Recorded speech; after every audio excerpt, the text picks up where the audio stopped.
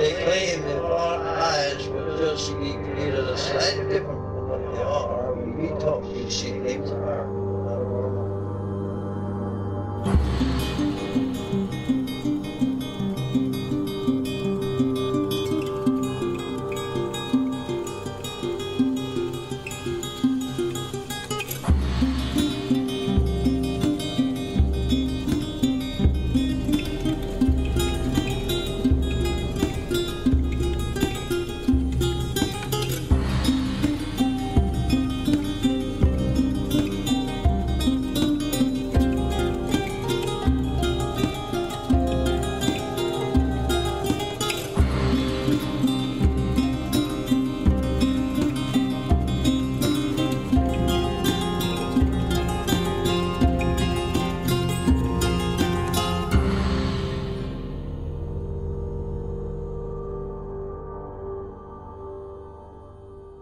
Welcome to Strange Familiars. How are you doing tonight, Allison? Better than you. Yeah, I had a little tumble this weekend. Fell down the stairs. I'm okay. My ankle, however, is not. You have a cool boot, though. Yeah, I'll be in a boot for a little while. How boot that? That's for our Canadian friends.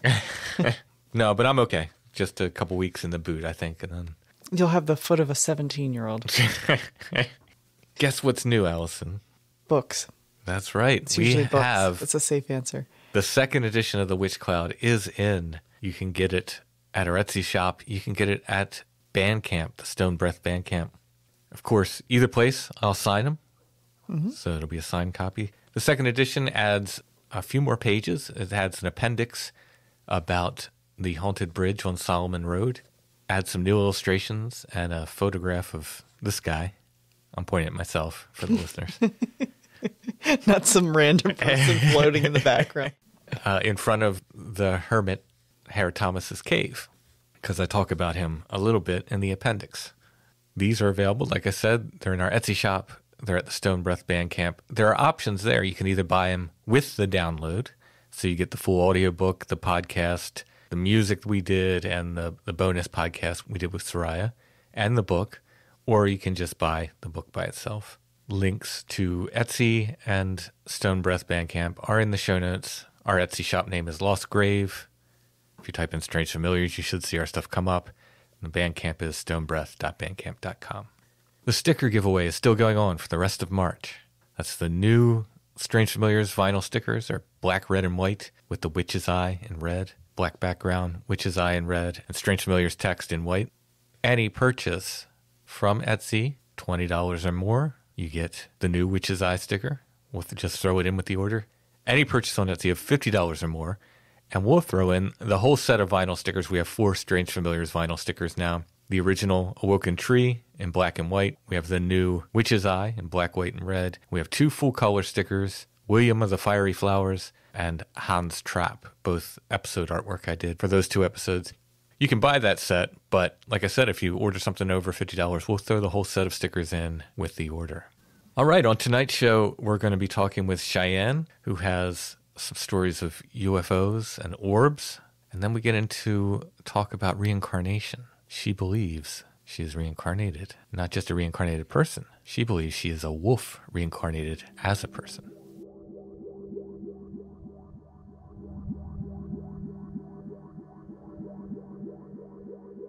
Tonight we're talking with Cheyenne, who has a number of experiences, both, I guess, in real life, as we say, and in the dream world, although I kind of hate to separate the two sometimes, because I think, at least lately, I've begun to think that dreams kind of matter when it comes to this stuff. They kind of play into it somehow. But we'll get into all that. How are you doing tonight, Cheyenne? I'm doing good. I'm slightly nervous, but also very, very excited. I've been wanting to do this for a while, so well, glad to be here. Thank you for coming on and sharing your stories. So I know you have some, quote unquote real world. Like I said, it's hard to separate this stuff sometimes, but let's go ahead and talk about these encounters you've had. You mentioned one when you were little that was kind of in the woods. Maybe not a Bigfoot thing. You want to start with that? Yeah. I was living up in Morgan Oaks Apartments in Woodruff outside of Minocqua. I live in Wisconsin.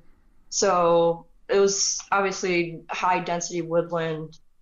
And my mom and I decided to go for a walk in the nearby woods.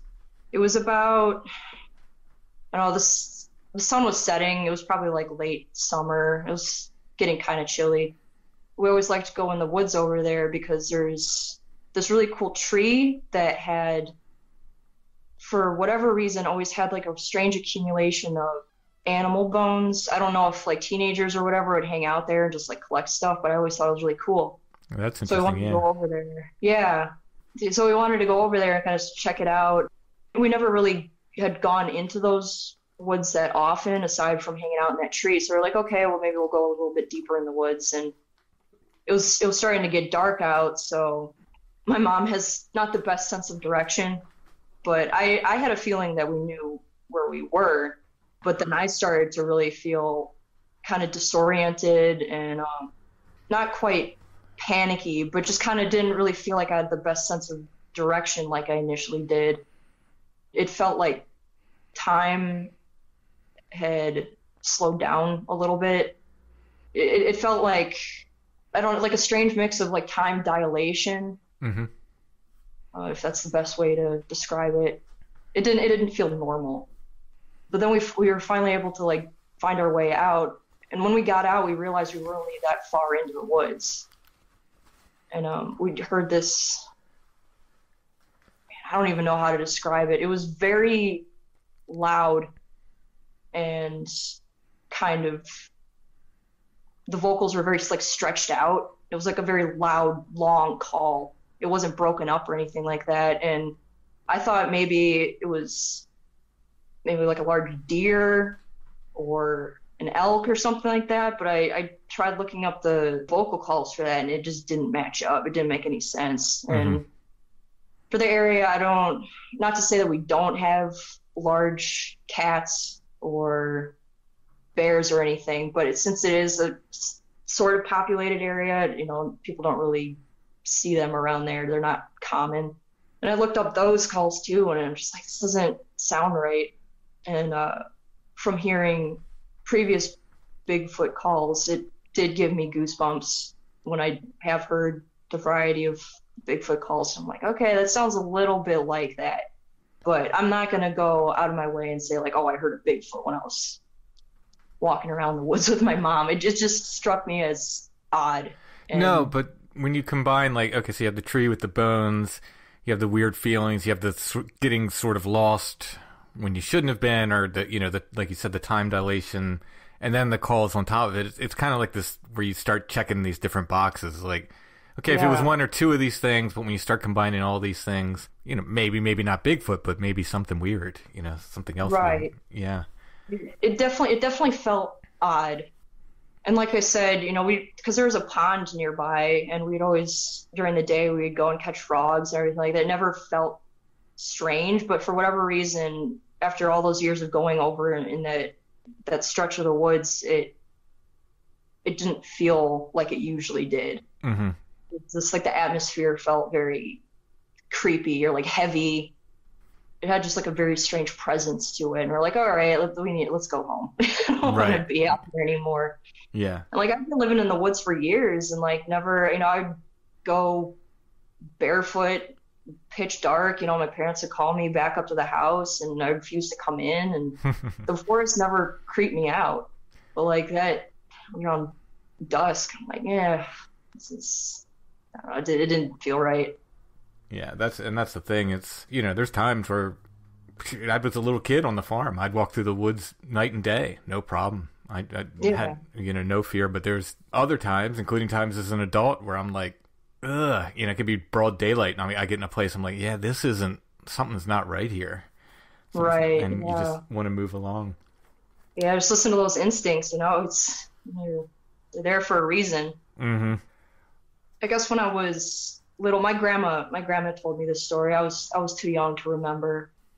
My grandma's mother, unfortunately, this might be a little, it's hard. My grandma's mother had committed suicide at a young age. So my grandma was, spent most of her life raising herself. But there was one day that my sister and I, my younger sister, she's 3 years younger than me. My grandma and grandpa would take care of us a lot when my parents were at work. And I guess one evening, my grandma was changing my sister's diaper, and I had a tendency to wander off and get into stuff, and I'm just like a little kid. So I ended up going into the kitchen, and I think my grandma said I was like getting into the utensil drawer or something. I was doing something I wasn't supposed to. And my grandma kept calling me over, like, Cheyenne, get back over here. And I guess she looked up, and like a partial apparition of her mom was like standing next to me. She said from just like the shoulders up, you could see like the head and face, like the face. She knew it was her mom. Mm-hmm. I guess I just like looked over at my grandma. I'm like, what? I was just talking to her, and she dissipated. I have no recollection of this, but... You were talking to your grandmother, or you were talking to the apparition? I was talking to the apparition. Oh, okay. Which would have been my great-grandmother. Mm-hmm. And when my grandma tried to call me over, I guess I told my grandma, I'm like, what? I was pretty much told my grandma I was talking to a ghost. Oh, wow. Wow. But yeah, when my grandma told me that, I'm like, I don't remember that. I don't know if I was so little. But she could actually see the apparition there with you. Yeah. She said she was kind of standing over me. I was probably just telling me like not to be messing around and try not to get hurt. Just being protective. Lots of stories about kids talking to the air, but you rarely hear somebody like turn around and seeing what they're talking to. That's very interesting. Yeah, and like I said, I don't have any recollection of the actual like occurrence happening. I definitely believed my grandma right away when she told me, because obviously that's a very hard subject to bring up at all, talking about your mom like that after what happened, and just the sincerity in her voice when she seemed definitely very genuine with bringing it up to me. It just kind of felt like, maybe it's the right time to... Mm-hmm. Mm-hmm. I think we were already on the subject of talking about ghosts anyway. It's always just been like a fascination of mine, it's paranormal and everything. So any opportunity I can get to talk about it, I'm like, just go. I understand that. I've had experiences with seeing orbs mostly. A couple stories of that. Inside or outside? One was inside, in my bedroom at my parents' house. And then the other one was outside. I don't know if you've heard of, it's like a state park, Aztalan. I'm not sure. It used to be like a colonized like Native American settlement along the river, probably like halfway to Madison from Milwaukee. Okay. But yeah, there's like these giant mounds there that I don't know. I forgot the history of it in terms of like if they're burial mounds or like maybe ritual sites. Mm-hmm. It was a very ceremonial vibe to it. People say they have a lot of crazy experiences there, and I decided to go with a friend a couple summers ago. It was beautiful out. There's like a lot of fireflies and, by the thousands. It was a very magical experience. Lots of mosquitoes though. That was a nightmare. But yeah, we were walking up to one of the big mounds, and I want to say it was probably with like the radial like luminescence, that probably like the whole thing was about the size of like a golf ball. Okay. But it was like very, I want to say white in the center, but it would look at the light concentration was so dense in the center, and it radiated outwards into this bright red ball. Only for a few seconds, it like floated up towards the top of the mound and disappeared. And like immediately, I'm like to my friend, I'm like, "Did you see that?" And he's like, "No, he didn't catch it." Oh, rats. Yeah, I missed it. I'm like, it would have helped if I had backup, but but it was just for like a moment, I thought maybe it could have been like a trick of the eye with the lighting and all the fireflies around, but like looking back on it, I'm like, no, that was a lot bigger than a firefly, and just like the way it moved, and obviously the color was not like your normal yellowish. Sometimes they have like a greenish tint to them. Right, yeah. It's like a bright red ball. So that was cool. That really stuck with me. And what did the one in your bedroom look like? The one in my bedroom was smaller, and it was more, gold, kind of like a goldish white color. And it was kind of a little bit more like glittery, I guess, if that makes any sense. And it was right by my door I always have my door closed. And it was right by my door, and it kind of like hovered over near my trash can and then kind of slowly faded off. I may have gone through the door. It was kind of like floated in that direction. Mm-hmm. About how long did you see it? Only a couple seconds. It was enough for me to like focus on it and like watch it. Mm-hmm.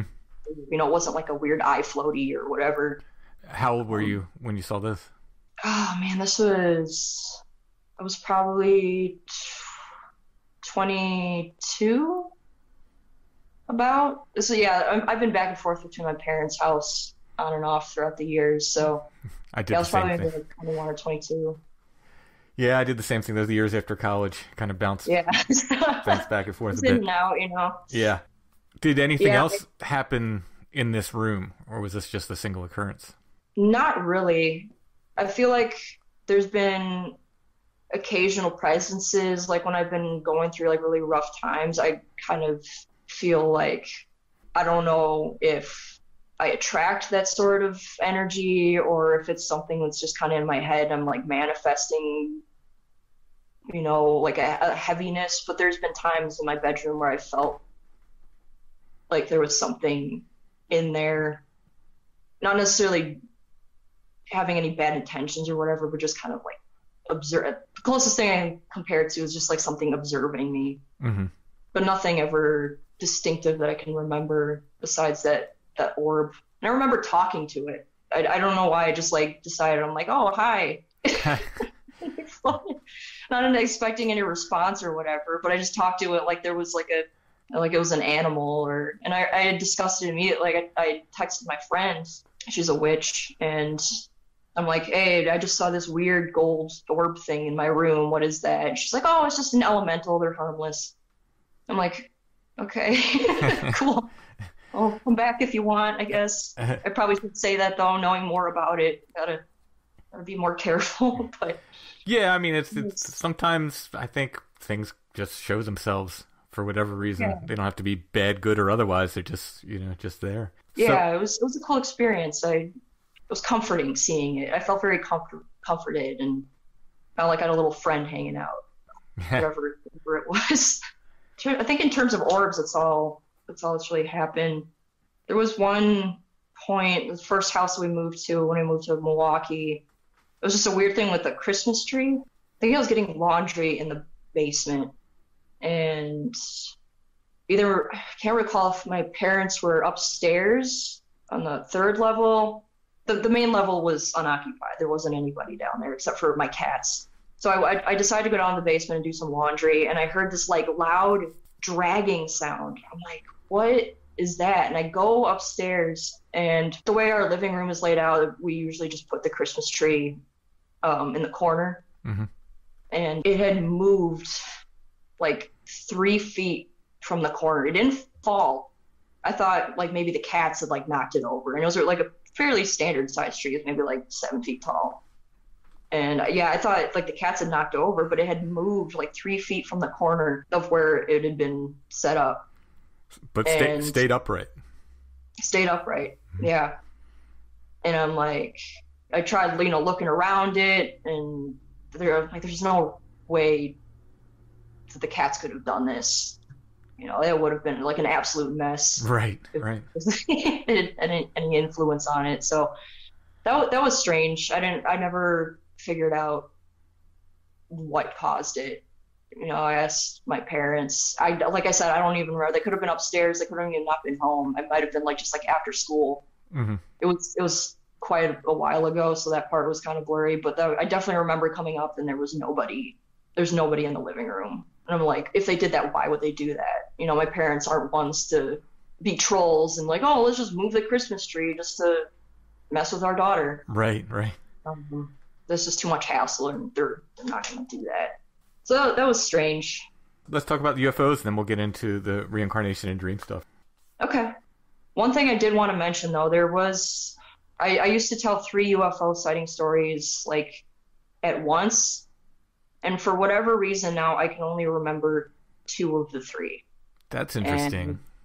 And I mentioned that to my ex-partner, and he's like, that's weird. Why? I'm like, I don't remember when it happened, where it happened. It's just like completely gone. Yeah. So, and it just, the more I think about it, the more frustrated I get, and the farther it seems to be from like being able to grasp any sort of information on it. I wonder if at some point in the future, at some random time, it'll just come back to you though, because probably I'm hoping, or if I get in like a deep enough meditative state, or just like walk into the woods somewhere, it just pops up. And there's definitely been things. Email from me. There's definitely been things like from my childhood and stuff that I didn't consider them paranormal or related to any of this stuff or anything. But I would be writing a book or doing research or something for the podcast. All of a sudden, it would just hit me. I'd be like, "Well, wait a minute, that's really weird," and I hadn't thought about that for years. So I think sometimes they do something will spark it and bring it back. I'm guessing. I don't know, but that's been my experience. Agree. I hope so, because like I feel like it's not one of the more significant ones, I would say. But then again, I'm like, I really don't remember, so maybe it is. And right. It's just gone. It's very frustrating. I'm like, what if it's like one of the better ones? And I just can't remember that it was. Yeah, for what reason can you not remember? I mean, that. Like, why is it just random? Because I've been telling it for years, these 3 stories, and like one of them just disappeared, and I have no idea. Let's hear the 2 you remember. Okay. So the first one was, I want to say 2007, 2008. I was in middle school, and I was in English class, and I was looking, I think it was like during reading break, and my attention span is terrible with stuff that I'm just not interested in. So I decided to like walk over to the window and look outside. And there was this black triangle shape. The closest thing I can compare it to was like a boomerang. Okay. But it was really big, all black, and it wasn't facing horizontal like a boomerang does. When you throw it, it was vertical. And it was spinning really slow, and it went behind one of the other parts of the school. I didn't catch sight of it. I know that there's like a cul-de-sac over there. Mm-hmm. So like, where it didn't go up. It might have gone up, and I just didn't see it. It was pretty big. I was looking around, I'm like, is this somebody's toy? But it was bigger than, what they had around at the time. Not to say that it was like ages ago, but for 2007, 2008, where I lived, people didn't really have stuff like that. And it didn't look like anything I recognized. And there was no people around. Like the field was, because we were between, there's like the middle school football field and the high school. And there was nobody outside. It was like the middle of class period, and there wasn't anybody around. So if you had to estimate how big it was, what would you say? I would say, I know it's hard to estimate the size of things in the sky. People ask me all the time. Right. I'm like, I don't know, but it was really low. It was like, in terms of the distance, it was maybe 20 feet off the ground, and that's why I thought it was like somebody's toy. Right. Yeah. So someone just brought it out to the field to mess around. Size wise, maybe if you like took a smart car and like stretched it out and bent it and folded it a little bit. Mm-hmm. That's like the only way from other people. It's the only way I could compare it in terms of when I've told the story before. Yeah, but just roughly getting the size idea. Yeah. So yeah, it wasn't tiny. It wasn't like a giant spaceship. Right, but bigger than any kind of drones that would have been around at the time. Yeah. Like it was home much use. Bigger. Yeah, and a daytime sighting. That's pretty interesting. Yeah, and it didn't make any noise. It was silent, and it was just like the way it looked and the way it moved. I'm like, what the hell is that? And I remember immediately after it disappeared behind the building, I ran up to my teacher and I'm like, I just saw a UFO. I was like so ecstatic about it, and she just laughed at me. She's like, go sit down. Get back to work. Because I was already like that weird kid in the school, you know. Everyone was just like, oh, I'm like, all right, I'm not even gonna argue with you and try to convince you I just saw a flying object. And Right. never mind. I was pretty young when I saw that one. There was another one up when I was living up north, and this one was up there. I thought it was a satellite, but my grandparents used to have a cabin on a small lake near where we lived in Minocqua. I would spend the nights like just sitting on the pier, and it was beautiful, full moon or close to a full moon. Stars were out. It was very clear. I remember it was just clear skies. And I remember looking up.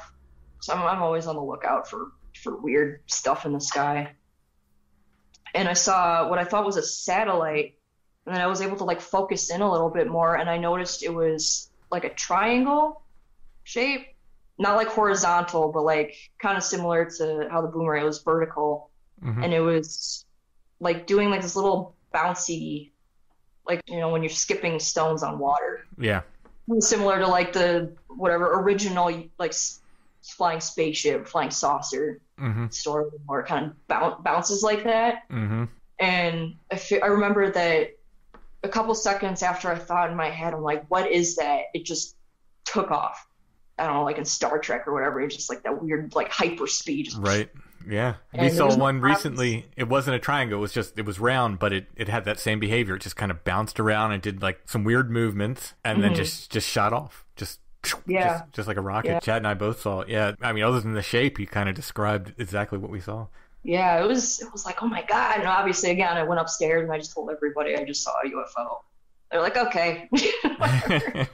But yeah, and there was no clouds or anything. And it was like once it kind of hit the tree line, that's when it just booked it, just disappeared. And I'm like, all right, I'm going inside. That's pretty much what I wanted to see. And right. It's like kind of like mentally, I'm like, oh, I want to, please show me something. And occasionally I'll get lucky and something will show up. But most of the time it's completely by accident. I just happen to look up and catch something. I think I've seen occasional lights above the trees in my area that have either gone out or they like zoom off pretty quick, but they're nothing like distinctive, they're just kind of like white, or you know how when airplanes look from far away, they just look like a white orb. Yeah. But yeah, there's one I saw when I was leaving work that was above the trees, and there was like a plane on both sides. I'm like, okay, maybe it's just another plane. But as soon as I thought that, I'm like, that's not a plane. The light just immediately went out. And it was like gone. It's like the lights turned off.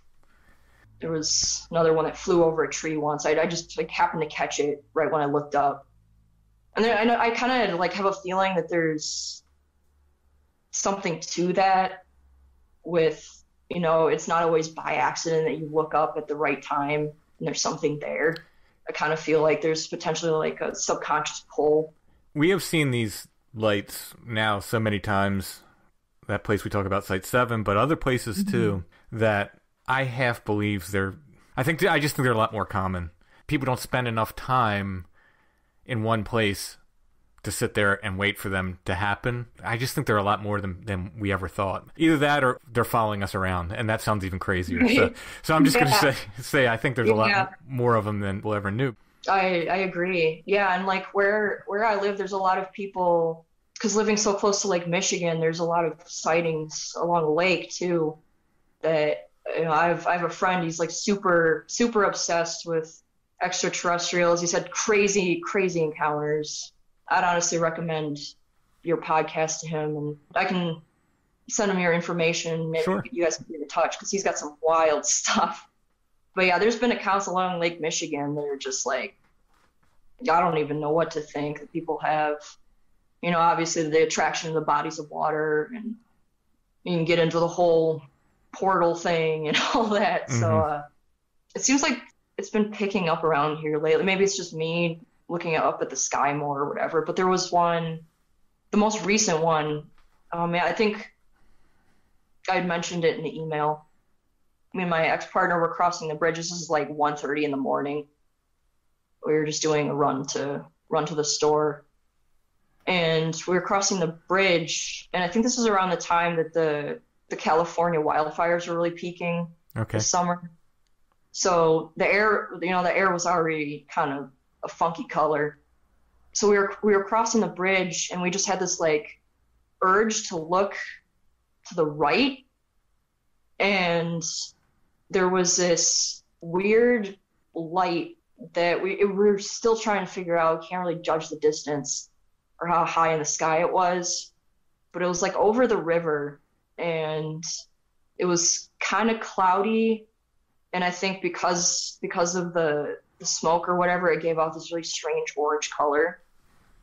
What I thought was strange is that my partner saw it as like this opening to like a weird cave or like a tunnel. Wow. Versus me, I saw it as like my mind filled in that there was like an object, and then underneath it was like emitting light from the bottom and lighting up the clouds underneath it and kind of up and wrapping around it a little bit. Mm-hmm. But yeah, it was just the fact that we both saw something so different, where we're looking at something at the same time, was strange. Yeah. And we slowed down a little bit, because it was obviously like middle of the night. There was like no traffic on the bridge, so we were able to kind of get a decent look at it, and we're like, what the hell was it? It felt like time slowed down a little bit. I think maybe just because we were just processing it and trying to figure out what was happening. We ended up wrapping back around, saw it for a split second, but once we got back on the bridge, it was just gone. Mm-hmm. It's not like there was like a plane that had flown off. We thought maybe, okay, it was a helicopter, but the way the skyline is around where we live is it's very open, and there's really no buildings for it to go behind. And it looked like the sky had cleared too, like the clouds and stuff had gone. It was like the sky had dissipated. There was no weird light anymore. It's like the atmosphere had completely shifted.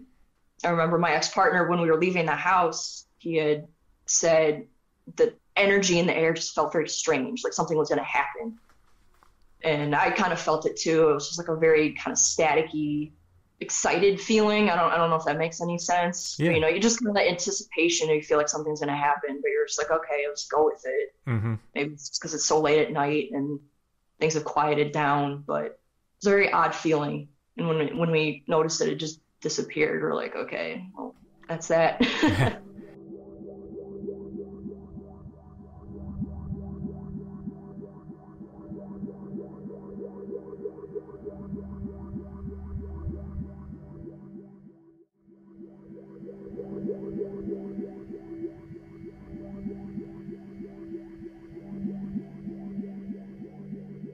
So we haven't, and I'm actually kind of surprised by this when you brought it up before we started recording, we haven't talked about reincarnation too much on the show.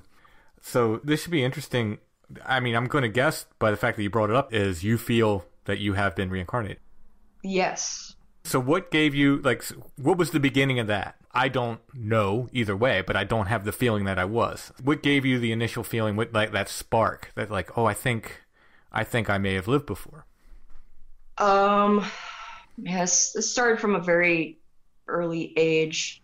I mean, I was a very rambunctious, kind of crazy, aggressive child, but I always behaved more like an animal than a person. I acted more like a dog, I guess. I'd tear stuff up, growl, snarl at people, refuse to wear clothing. I would run on all fours all the time, stuff like that. And from a very early age, I would obsessively take shoelaces or my mom's like nylon stockings or anything I could get a hold of and like punch a hole in my pants or my underwear or whatever and thread it through because I wanted a tail. Huh. And my mom asked me one day when I was very little, she's like, why do you keep doing this? Like, you're taking all our, like, we have no shoelaces. Like, I need my nylons for work, whatever it was. And I'm like, I feel naked without one. Like, I feel like something's missing if I don't have a tail of some kind. The camera show, you can see here, right? I have a picture actually right here. I don't know if you can see that. Yeah. Yeah. So I would just do stuff like that. Huh. So yeah, obviously the listener can't see this. It's you as a little girl with a tail attached to your clothing. Yeah. Yeah. So anything I could get a hold of that would represent a tail, I would I would do that. I don't know, over the years, I think once I hit around 15 or so, I started having these like visions or flashbacks. Sometimes they would come in the form of like dreams of living in this forest and not really, and like knowing that I've never, at least in this life, never been there before. It like felt familiar, but no, I knew that like I've never visited this place. I don't know where this is. And for years I'd like desperately been trying to find pictures of what this place was. One day I was hanging out at a bus stop with my friend. We were going out to college, and the bus stop was by a mall, which was very strange to be seen. We saw like 4 or 5 red-tailed hawks perched on the buildings, kind of facing out towards the highway. I'm like, that is weird. Yeah, that's They're pretty, very solitary birds. Yeah, it's pretty unusual to see them in a group like that. Yeah. Yeah. So like me and him got to talking, and I don't know what it was that like pulled me to look it up when I got home, but I just randomly started typing in, because part of the visions or like flashbacks I would get, or like these drawings that I kept drawing, was of like a lot of moss and ferns and big boulders. And it was very dense forest, and it would lead out, the trees would start to kind of break up, and it would lead out to like a big outlook or like a bluff. Mm-hmm. And the bluff stuck out over like this huge forest, no tree or no houses, or it was just trees. It was just like very, almost like frozen in time kind of feeling. And I remember I got home and I looked up I finally found a picture. I don't know if you heard of Whitaker Point. It's also known as Hawksbill Crag in Arkansas. It's part of the Ozarks. No, to my knowledge, I've never heard of it. Yeah, you can look it up sometime if you're interested. It's a pretty fairly well-known hiking spot for people, just because the bluff is so accessible. You can walk right out onto it.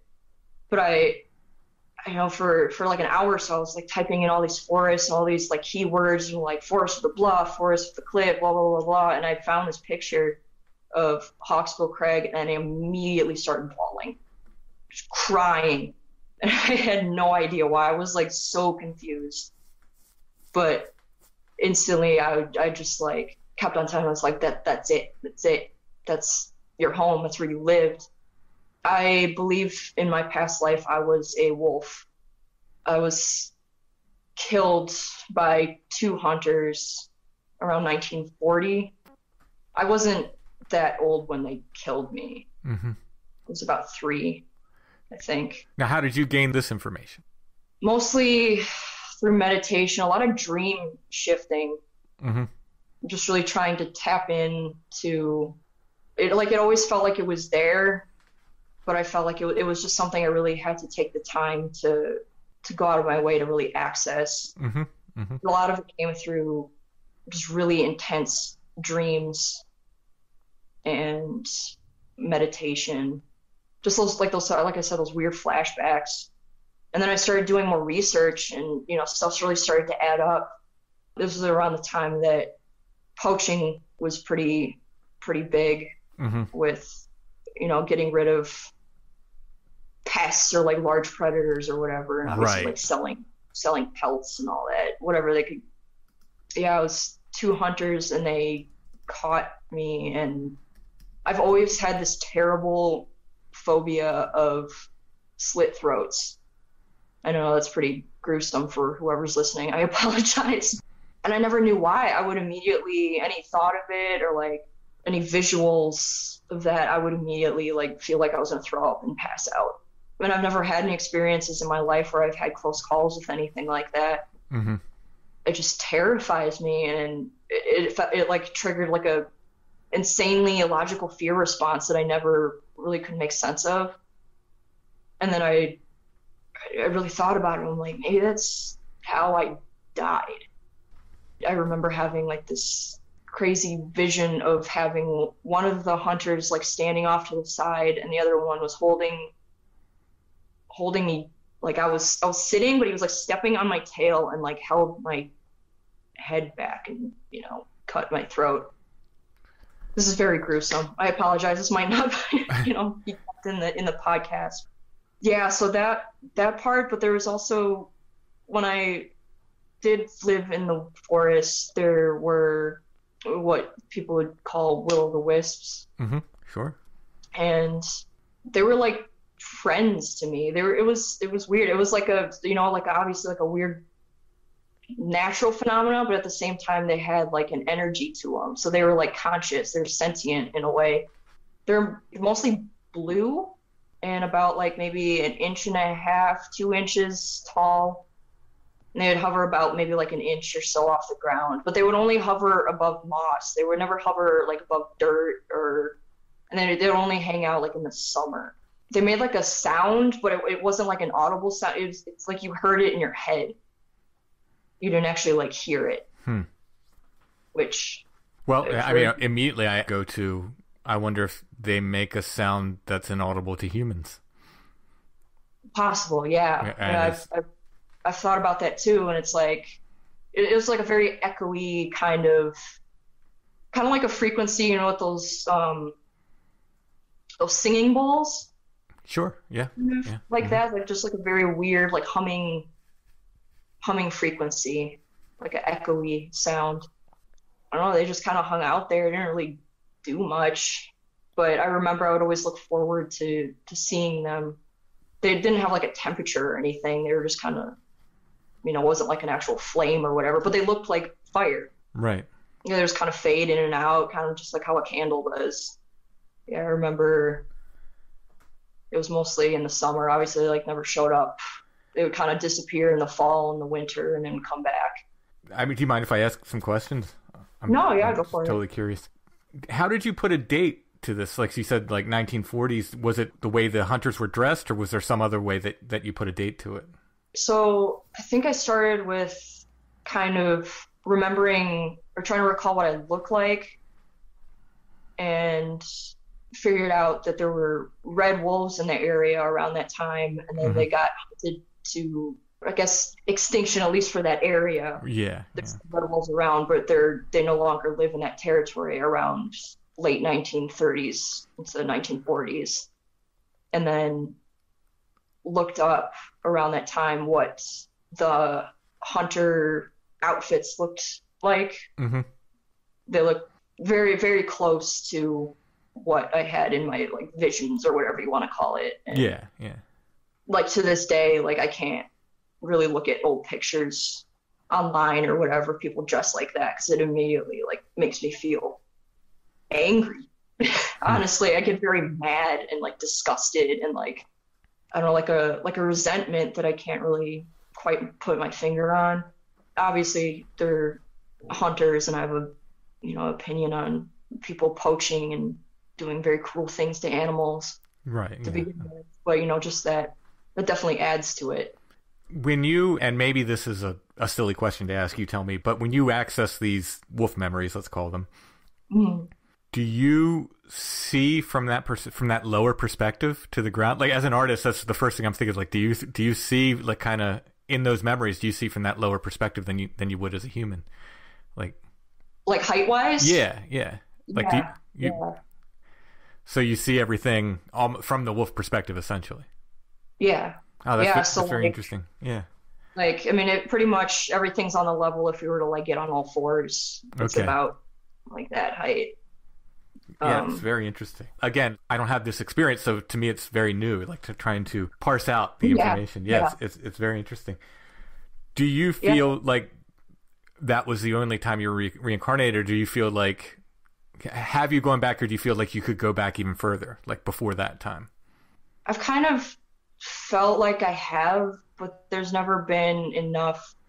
It doesn't feel like the memories are strong enough. Like I feel like there's something there, but I just can't quite grasp it. And that's initially how it felt before I kind of was able to tap into the stuff I know now. Right.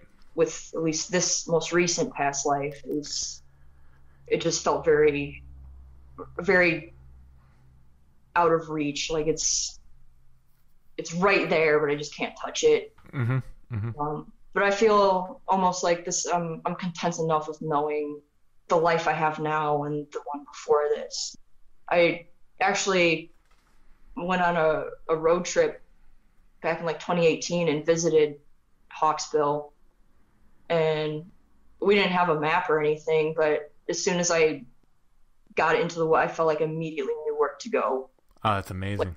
Like, I was with my partner at the time, you know, it kept on reading like, oh, where's the cliff? Where's the cliff? I'm like, it's just keep going, it's this way. And like all the paths and everything, obviously they've changed over the years, but for the most part, the layout's pretty much the same. Mm-hmm. The path's gotten bigger and wider, and there's more because of people. Right. And it's not as green, unfortunately. It's really dried out a bit. There used to be a lot more, at least from what I can remember, there used to be a lot more ferns and moss and stuff like that. And now it's a little more dry. But when I got to the bluff and everything, it all felt the same. Like I remember laying out on that cliff, the cliff face on like summer nights, and I remember feeling how warm the rock was. There's even down to like certain textures and like smells and everything I can still remember. It's just this, like the smell of cedar for me is very intense. Mm-hmm. And when we went there, I ended up finding out that there's a lot of cedar trees, which is cool. So Yeah. I don't know, just the little sensory things that bring back a lot of memories that I never really knew were there until I experienced them, and it all came flooding back. Do you, and I know, like, you know, this could just be your intuition, but do you think that everyone has probably been reincarnated, or, and I'm not trying to imply that there are special people that can reincarnate, I don't know how it works, I'm just saying, or do you think this is something that only a few people can remember, or do you have any gut feeling on this at all? I think we all are.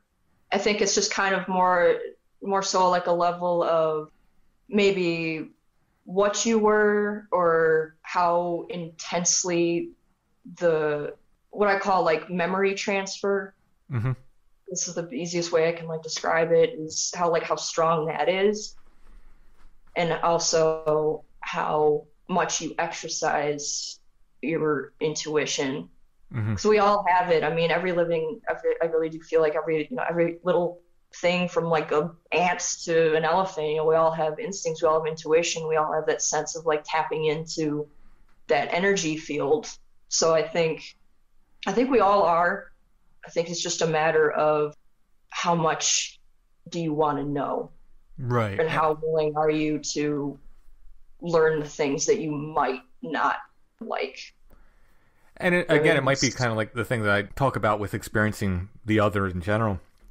Mm-hmm. That it just might come more naturally to some people in the way that drawing comes more naturally to some people, you know, right. and some people might just have to work a little harder at it. I mean, mm-hmm. you know, reincarnation it's an interesting idea, because somebody who, along with whatever else I have going on spiritually, I absolutely love nature, and I've always considered myself, you know, some form of animist. And you go out there mm-hmm. and you look at nature, and everything recycles in nature. It just everything recycles.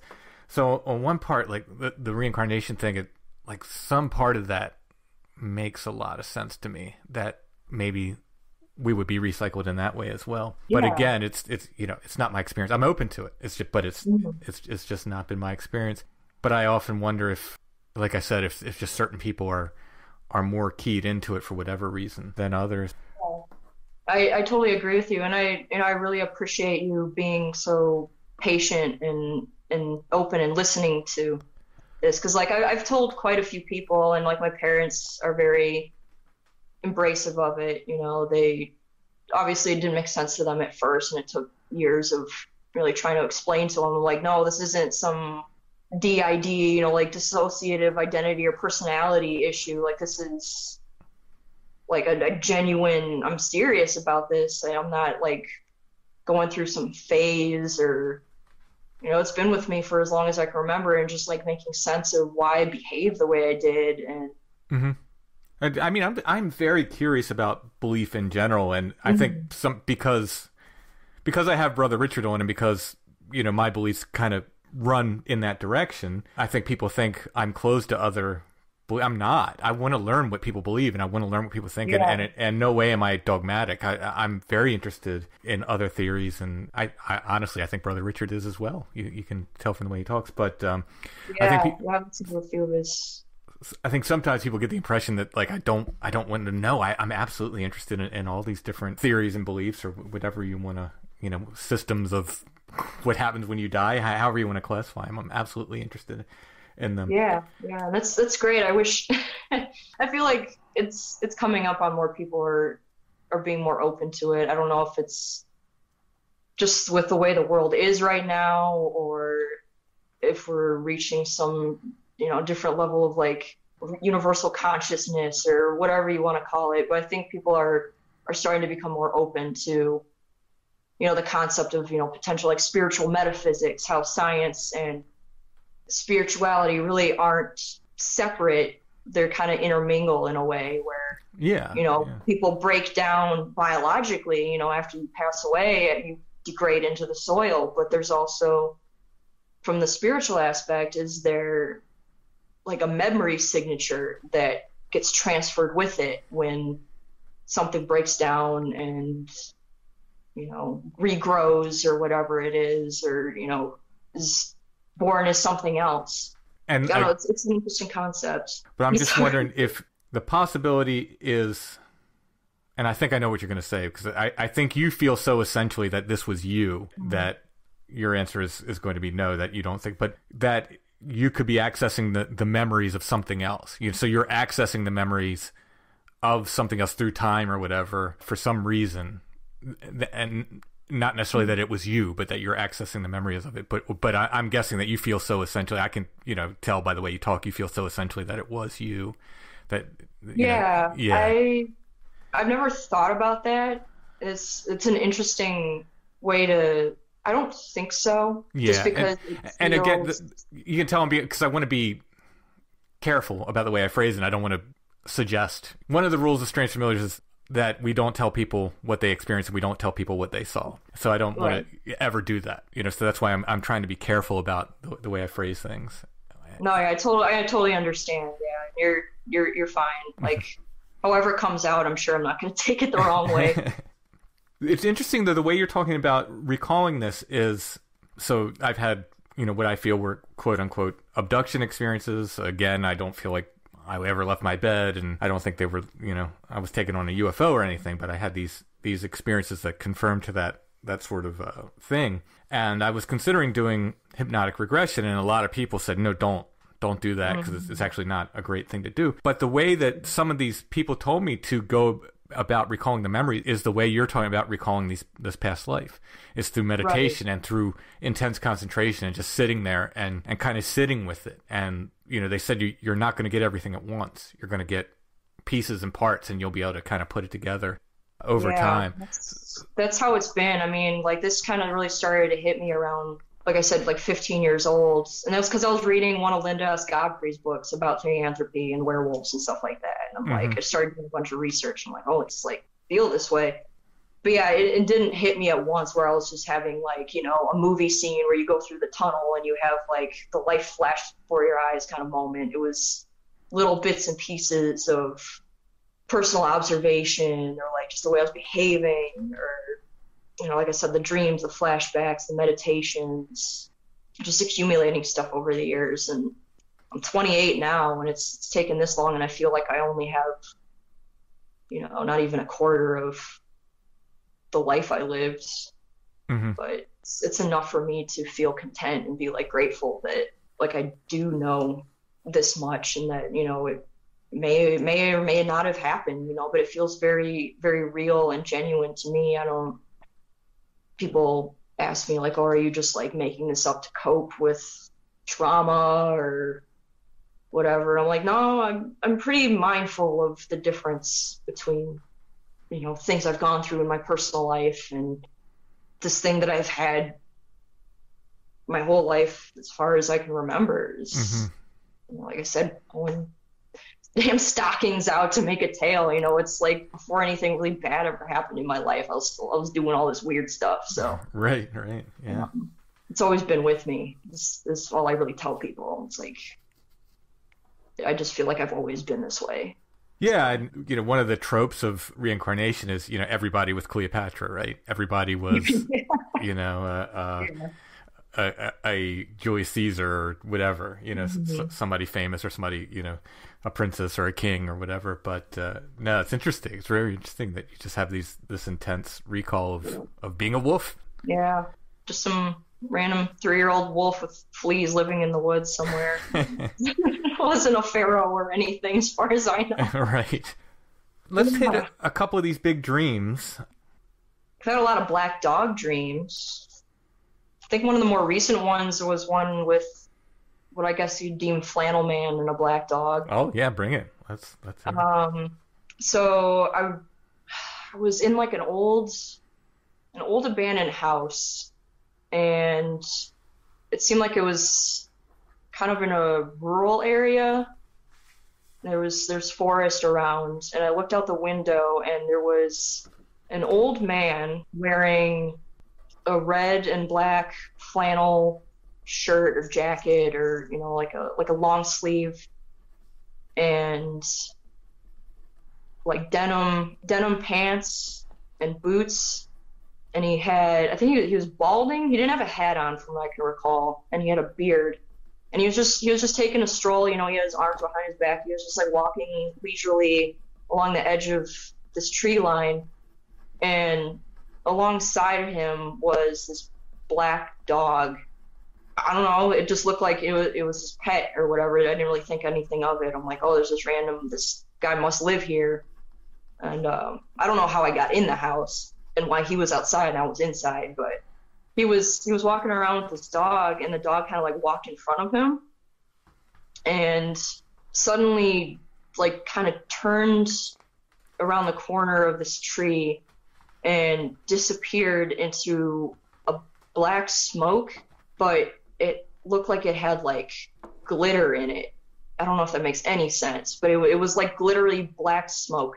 Yeah, the dog just like disappeared. I don't know what happened to the old man after that, but I just remember that was like the last part of the dream that I can recall was this random black dog disappearing into a cloud. But yeah, like the man himself, he wasn't behaving strangely or anything. Mm-hmm. You've had other black dog dreams? Yeah, another one more around that time was I was walking down a path. It was like middle of the summer, sunny day. It was one of those 2 tracks, and I was walking in the middle on the grassy part, and I remember looking up ahead of me, maybe 100 yards away. There was a black dog just standing there, just like staring at me. And you know how like when your pet dog or whatever runs ahead of you and it just stands there and like waits for you? Oh yeah. Mm-hmm. That's what it felt like. That's what it was doing, but it had walked out of the woods and was just standing there like waiting for me to catch up to it. And I'm like, I'm not going any closer to this thing. I don't know, this isn't my dog.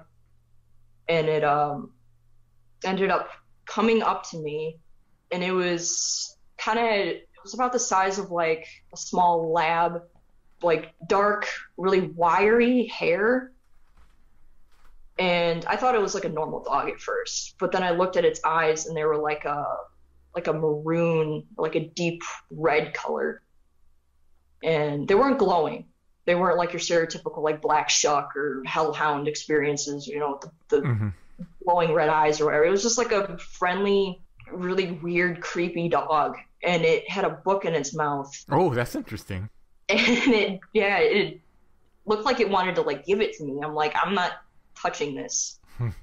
And it dropped it on the ground and like looked up at me and like super excited, like it had brought me a toy or something, or like it had found something really, it was like really happy about. And I'm like, but he dropped the book on the ground and it said Black Shuck on the cover. Oh, wow. And I'm like, I'm not opening that. And I woke up. And I woke up and I kind of felt bad for the dog. I'm like, I feel like I rejected him. But yeah, I was like, I'm not messing with this. I feel like this is like an invitation for trouble. So I want that book. yeah, I know. I kind of wish I had opened it. Yeah. And my partner at the time, he's like, "Well, did you open it?" I'm like, "No." Like, I'm not touching it. I know black dogs. I'm not messing with this. I don't know what's in there. Do you have any feeling that the black dog dreams are in any way related to the stuff we were talking about with reincarnation and the wolf stuff? I don't know. I feel like they're separate in a way that, like, there wasn't really any crossover with having interactions with them, like in my past life. But I feel like because of my potential receptiveness to like canine energy, Sure, yeah. maybe that they kind of like see me as someone that they can contact. Because these definitely feel like contact dreams. They don't just feel like, like, oh, I was watching a documentary on hellhounds and then went to bed. Right. Sort of thing. I can tell the difference between having a contact dream and just having like something I consumed earlier that day and having it show up in my sleep. Yeah. Do you ever get dreams of being in wolf form? I used to a lot. Yeah, and I really miss them, honestly. That's interesting. I've had dreams where I've been a wolf. I've had dreams where I've been a werewolf. And honestly, I miss them very much because I've never felt so like myself or so free than I have when I'm in those dreams. I feel like that's like the only way I'm able to be who I really feel like I genuinely am. Sure. Because obviously with having like a human body, you're very limited. So in a lot of ways. But yeah, I used to have a lot of shifting dreams. I've gotten into fights with other wolves. I've had dreams where I'm just like running around or hunting. Yeah, it feels very, very real, down to just like tactile stuff. I can feel the grass, the dirt, or the smell, the air, the heat from if I'm having a dream with like it's daytime, I can feel the heat from the sun. All this stuff. I usually end up waking up both very sad but also grateful. Yeah. That I was able to experience that.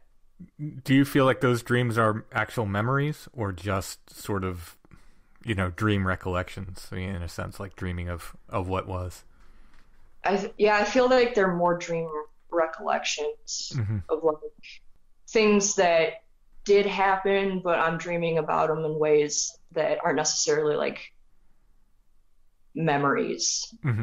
Like very, very similar to like if you have a dream about something you did in waking life, but that dream isn't a direct reaction of what you did when you were awake. It's just kind of like memory of something similar. But yeah, I haven't had a shifting dream in a while. It kind of bums me out, but at the same time, I'm like, it happens when it's meant to, and it always seems like that happens to be the case. Maybe I just haven't needed it recently for whatever reason.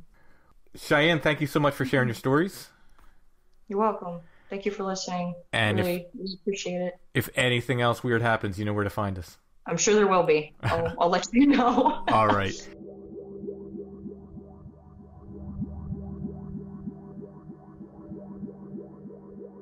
Let's say I had a puppy, Allison, Okay. and he was being a naughty puppy. That seems like it would track. It's your puppy, right? Where would I go to get help with that puppy? I would say 90 Days of the Perfect Puppy. And what can they help me with? Potty training, fear and nervousness, barking, chewing on furniture or shoes, crate training, hyperactivity issues, leash training, and more. 90 Days to the Perfect Puppy. They have a relationship-based approach that helps you and your puppy become perfect for each other. They have online sources like video lessons, a secret Facebook group. One-on-one options are available. You can find them at sithappens.us. Look for the 90 Days to the Perfect Puppy link at the top of the page. 90 Days to the Perfect Puppy can help you understand how your dog thinks and apply proactive training methods so you and your puppy can become perfect for each other. Again, that's 90 Days to the Perfect Puppy. You can find them at sithappens.us. Look for the 90 Days to the Perfect Puppy link at the top of the page.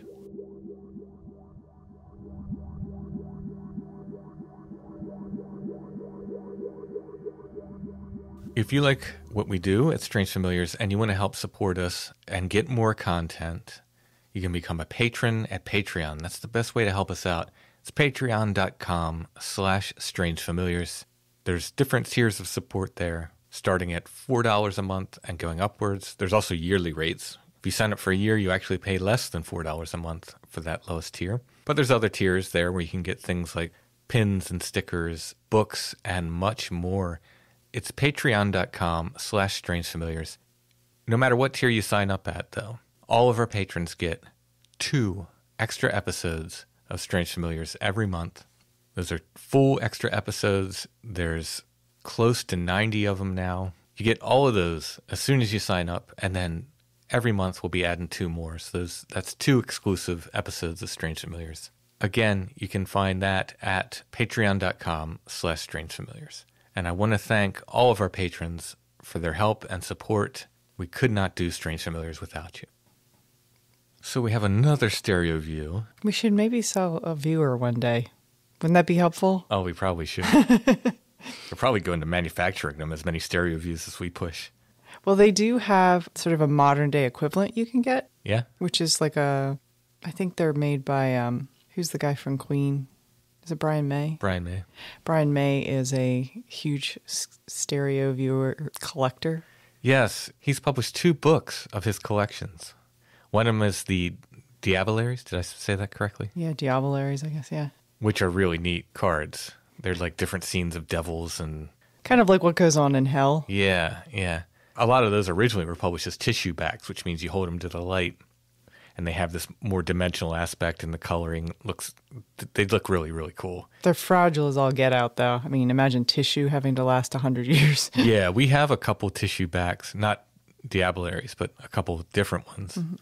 And they're so neat, and they're so fragile, yeah. But Brian May and his company, I think, came up with their own sort of modern-day version of a stereo view. That's great. His other book it's just a town in the UK, I think, that he collected all the views of this town, and he published a book. He actually has a personal curator that in charge of his photo collection, which is like... Well, if you were Brian May, you would too. Yeah, but it's like my dream job to be... Can you imagine like that was your job? I've actually seen that guy give talks, and he's fantastic. Oh, that's awesome. Yeah. Well, the stereo view we have tonight it says it's fairies. So even though it looks like Little 2 girls in dresses dancing, it's captioned as fairies. So we're going to say these are fairies because I'm going to believe the caption. Yeah, we're not consulting Josh. We're just going to make the call. Copyright 1899. Sometimes it amazes me how long stereo views were made.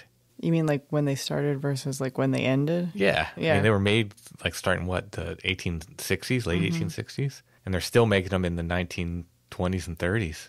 They had a long run. Yeah. TV wasn't around then. Yeah. This is from 1899, The Fairies. Like I said, we're going to take them at their word. It's not 2 women dancing. It's fairies. Mm-hmm. If you go to the show notes under this episode, you'll see an image of this. You can click on it. It'll take you right to our Etsy shop where you can purchase this and other curiosities of the week. Also in the Etsy shop, original artwork, prints of my artwork, Strange Familiars t-shirts, Strange Familiars stickers, copies of my books, including The Witch Cloud 2nd edition, paperback is there, and much more. While you're on Etsy, make sure to check out Chad's shop, Ruck Rabbit Outdoors, and check out our friends at Karmic Garden as well. That's it for this episode of Strange Familiars. We'll be back soon with more.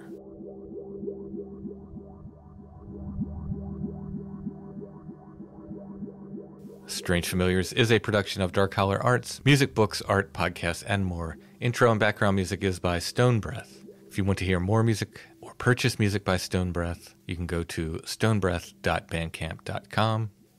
Strange Familiars is on Facebook, facebook.com/strangefamiliars, where you can join the Strange Familiars gathering group.